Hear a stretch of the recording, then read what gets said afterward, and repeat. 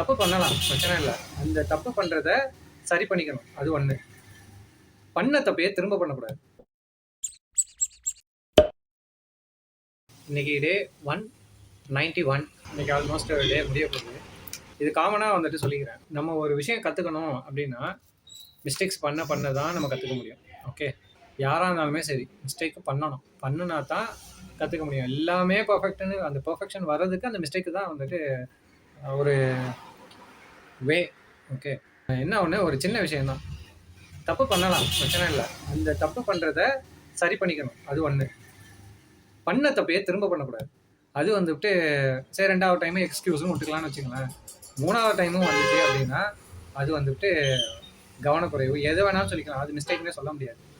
ஏன்னா 1 or 2 times பண்ணுற mistake நம்ம அதுலேருந்து லேர்ன் பண்ணுறது எப்படி என்னன்ட்டு. அதே மிஸ்டேக்கே திரும்பவும் 3 தடவை 4 தடவைன்னு பண்ணிக்கிட்டே இருந்தோம்னா நம்ம வந்துட்டு இன்ட்ரெஸ்டே இல்லை அப்படிங்கிற மாதிரி அர்த்தம். ஆனால் ஒரு ஆள் ஒரு விஷயம் வந்துட்டு மட்டும் கற்றுக்கணும்னு கிடையாது, ஏகப்பட்ட விஷயம் வந்துட்டு கற்றுக்கணும்னு நினச்சானா கற்றுக்கலாம். அந்த கற்றுக்க போகிறப்ப மிஸ்டேக் பண்ணணும். அது சில பேர் வந்துட்டு நினைப்பாங்க, நம்ம படித்தது ஒன்றா இருக்க, ஆனால் நம்ம வந்துட்டு வேலை பார்க்க போகிற வேலை வந்துட்டு வேறு மாதிரி இருக்க அப்படின்னு. கற்றுக்க, உனக்கு வந்துட்டு அது கற்றுக்கிற பட்சத்தில் ஒரு பெனிஃபிட் இருக்குது அப்படின்னா அந்த விஷயத்த கற்றுக்க. பண்ண மிஸ்டேக் மட்டும் திரும்ப திரும்ப பண்ணிட வேணாம். அது நீங்கள் வேலை பார்க்குற இடமா இருந்தாலும் சரி, இல்லை நீங்கள் சொந்தமாக தொழில் வச்சுட்டு பண்ணுறதா இருந்தாலுமே சரி, அது ஒரு டைமில் வந்துட்டு ஃப்ரஸ்ட்ரேட் கொடுத்துரும். ஏன்னா இப்போ வந்துட்டு ஒரு மிஸ்டேக்கு ஆகிடுச்சிங்க, அது என்னோடது கிடையாது. ஓகே, ஏன்னா நான் பார்த்து தான் பண்ணுவேன், அது கன்ஃபார்மாக. அது முடிஞ்சதுக்கு அப்புறமா அப்புறம் செக் பண்ணி பார்ப்பேன். அதில் எதுவும் மிஸ்டேக் இருந்துச்சுன்னா எனக்கு அது இதாக இருக்கும், நான் எடுத்துக்குவேன், ஆஃப் பண்ணுறேன், எடுத்து வந்து திரும்புவேன்.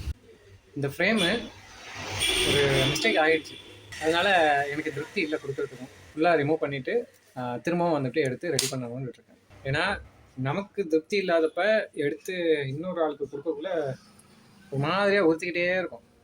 அதுக்கு நம்ம திருப்தியோடு கொடுத்தா தான், அவங்களுக்கு திருப்தி இல்லைன்னா கூட பிரச்சனை இல்லை, எப்படி மாற்றிக்கலாம். நமக்கே திருப்தி இல்லாதப்ப மாற்றி தானே ஆகணும்.